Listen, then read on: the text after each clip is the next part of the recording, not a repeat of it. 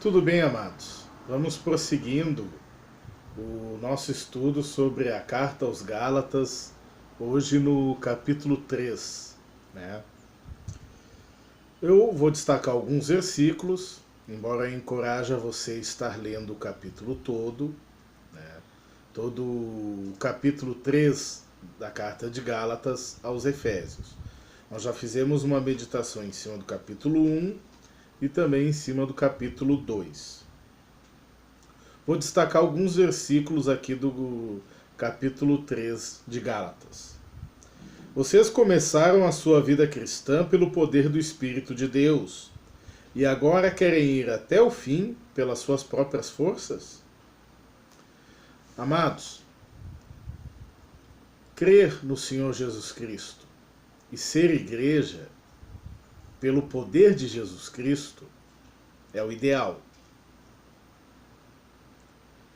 Ser salvo pela fé em Cristo, por crer na sua morte, na sua ressurreição, anteriormente também no seu batismo, né? Crer que tudo aquilo que Cristo realizou foi o suficiente para nos limpar do pecado é imprescindível. Você não pode, aliás, ninguém vai conseguir se salvar em hipótese nenhuma. Não tem essa hipótese. Ninguém vai conseguir se salvar guardando itens da lei de Moisés. E aqui o apóstolo Paulo ele questiona no princípio. Vocês começaram a vida cristã de vocês pelo Espírito de Deus. E agora querem terminar ela pelas próprias forças? Complicado. Será que as coisas pelas quais vocês passaram não serviram para nada? Não é possível. Será que quando Deus dá o seu Espírito e faz milagres entre vocês, é porque vocês fazem o que a lei manda? Não será que é porque vocês ouvem a mensagem e creem nela? Lembrem do que as Escrituras Sagradas dizem a respeito de Abraão. Ele creu em Deus e por isso Deus o aceitou. Portanto, vocês devem saber que os verdadeiros descendentes de Abraão são os que têm fé. Antes que isso acontecesse, as Escrituras viram que Deus ia aceitar os não-judeus por meio da fé. Por isso, antes de chegar o tempo, elas anunciaram a boa notícia a Abraão, dizendo: por meio de você Deus abençoará todos os povos. Abraão creu e foi abençoado. Portanto, todos os que creem são abençoados como ele foi. Os que confiam na sua obediência à lei estão debaixo da maldição de Deus, pois as Sagradas Escrituras dizem: quem não obedece sempre a tudo que está escrito no livro da lei está debaixo da maldição de Deus. É claro que ninguém é aceito por Deus por meio da lei, pois as Escrituras dizem: viverá aquele que por meio da fé é aceito por Deus. Mas a lei não tem nada a ver com a fé.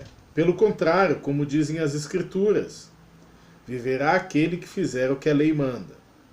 Porém Cristo, tornando-se maldição por nós, nos livrou da maldição imposta pela lei. Como dizem as Escrituras, maldito todo aquele que for pendurado numa cruz. Cristo fez isso para que a bênção que Deus prometeu a Abraão seja dada por meio de Cristo Jesus aos não-judeus e para que todos nós recebamos por meio da fé o Espírito que Deus prometeu. Aí, continuando aqui falando sobre a lei e a promessa. Meus irmãos, vou usar um exemplo da vida diária. Quando duas pessoas combinam alguma coisa e assinam um contrato, ninguém pode quebrá-lo ou acrescentar qualquer coisa a ele. Pois Deus fez as suas promessas a Abraão e ao seu descendente. Quando as Escrituras dizem que Deus fez as suas promessas a Abraão e à sua descendência, elas não querem dizer que se trata de muitas pessoas, mas de uma só, isto é, Cristo.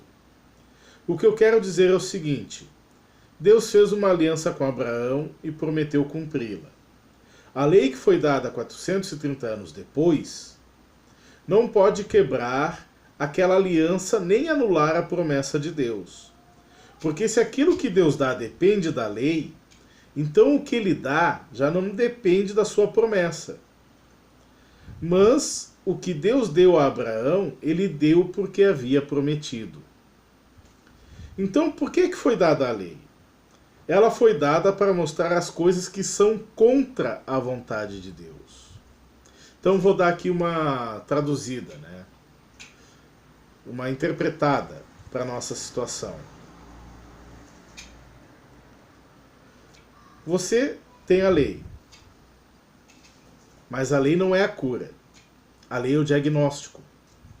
É como você ir num médico e ele disser, olha, você tem câncer. Aí você recebe lá o atestado, recebe o documento que comprova que você tem câncer. Aí você tenta se salvar do câncer, lendo todos os dias aquele atestado, aquela bula e dizendo, aqui está provado que eu tenho câncer.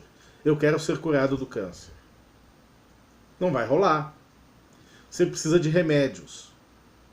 O remédio para o pecado é o Evangelho de Jesus Cristo. É a graça de Deus. É a obra que Jesus fez. Esse é o remédio de Deus para o pecado. Mas vamos continuar aqui. A lei devia durar até que viesse o descendente de Abraão, pois a promessa foi feita a esse descendente. A lei foi entregue por anjos e um homem serviu de intermediário. Porém, não é preciso haver intermediário quando se está falando de uma só pessoa, e Deus é um só. Aí vou ler mais aqui alguns textos e vamos conversar mais um pouco. Será que isso quer dizer que a lei é contra as promessas de Deus? É claro que não. Porque se tivesse sido dada uma lei que pudesse dar vida às pessoas, então elas seriam aceitas por Deus por obedecerem a ela. Só que a lei, amados, a lei não pode dar vida. A lei só mostra os nossos erros. O cumprimento da lei não pode fazer de nós cidadãos da eternidade. O cumprimento da lei, simples, puramente o cumprimento da lei, não pode nos dar a vida eterna. Porque ela só mostra o problema. A lei mostra a doença. O Evangelho mostra a cura. Porém, as Escrituras Sagradas afirmam que o mundo inteiro está dominado pelo pecado. E isso para que as pessoas que creem recebam o que Deus promete aos que têm fé em Jesus Cristo. Mas antes que chegasse o tempo da fé, nós éramos prisioneiros da lei. Isso é pesado. A lei faz prisioneiros, a lei faz escravos. Como a gente já comentou em outros vídeos, a lei consiste de proibições.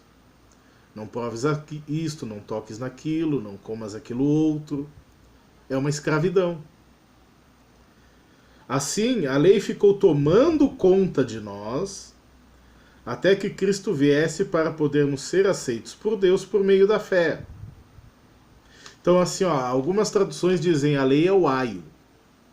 O que o aio faz?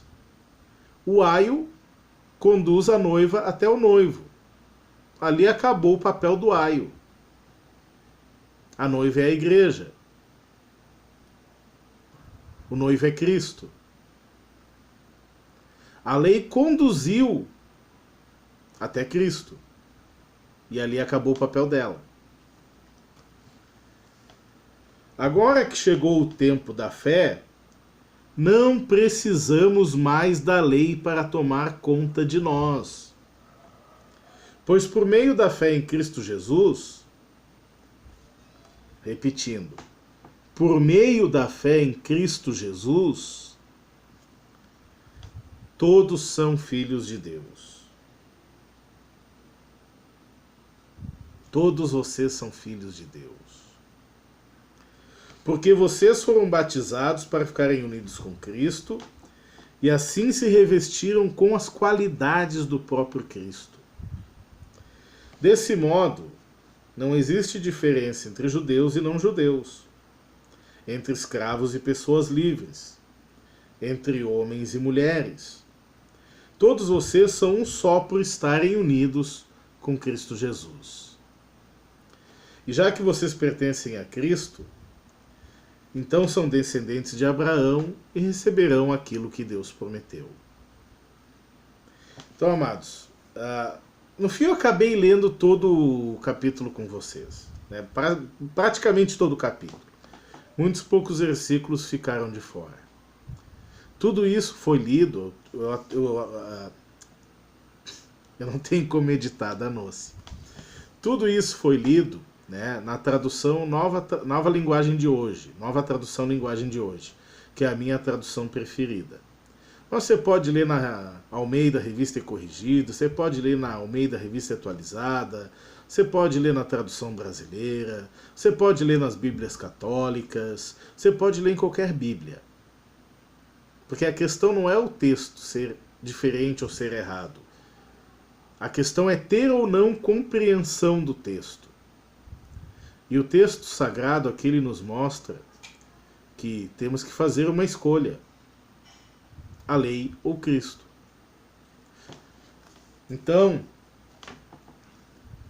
não dá para ser cristão guardando sábado. Não dá para ser cristão circuncidando a pele do prepúcio. Não dá para ser cristão praticando um judaísmo disfarçado de cristianismo. Não dá para ser cristão dizimando e ofertando, porque isso é lei. O Novo Testamento mudou. Não é mais dízimo e oferta. É oferta para os pobres, é mantimentos para os pobres que a gente tem que dar. Essas coisas da lei, elas não foram abolidas para que a gente fique à vontade na libertinagem. Mas elas foram abolidas para que nós tenhamos liberdade. Nós temos liberdade. Cristo nos dá liberdade. Eu espero que essa mensagem, essa meditação não é nenhuma mensagem, tenha edificado, tenha esclarecido, tenha ajudado. Se você se sentiu enriquecido, deixa aqui o seu joinha. Se você tem se sentido enriquecido com as meditações nas escrituras, se inscreva no canal. Eu estou no início de uma caminhada.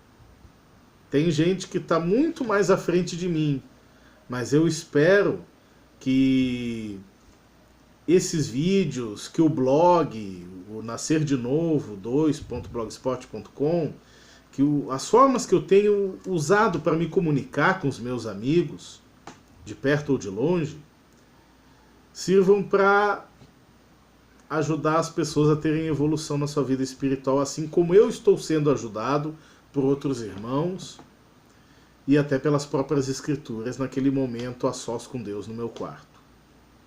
Ok? Se for possível, compartilhe, nos ajude a crescer. Fique com Deus.